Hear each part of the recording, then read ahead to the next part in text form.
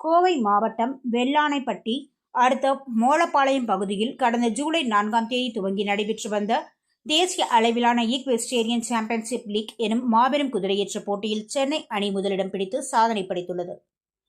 Equine sports இந்திய கூட்டமைப்பு மற்றும் இண்டிஜியஸ் ஹார்ஸ் சொசைட்டி தமிழ்நாடு ஆகிய அமைப்புகள் இணைந்து இந்த தேசிய அளவிலான மிகப்பெரும் குதிரை தடை தாண்டும் போட்டியை கோவை வெள்ளானைப்பட்டி அடுத்த மோலப்பாளையத்தில் அமைந்துள்ள தி ஈக்வெஸ்டேரியன் கிரஸ்ட் வளாகத்தில் நடத்தியது.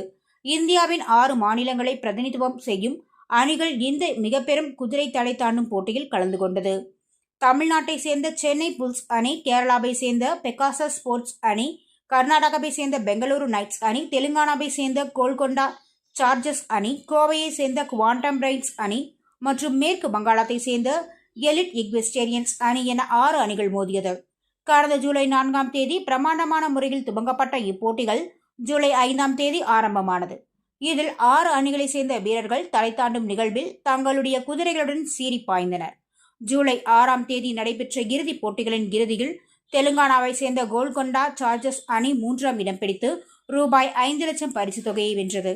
இதனைத் தொடர்ந்து கேரளாவை சேர்ந்த பெகாசஸ் ஸ்போர்ட்ஸ் அணி 2வது இடத்தை வென்று பரிசு தொகையாக ரூபாய் 10 லட்சத்தை தட்டி சென்றது.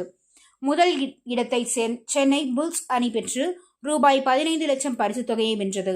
விழாவுக்கான ஏற்பாடுகளை இண்டிஜினஸ் ஹார்ஸ் சொசைட்டி தமிழ்நாடு அமைப்பின் தலைவர் சக்தி பாலாஜி செய்திருந்தார் என்பது குறிப்பிடத்தக்கது.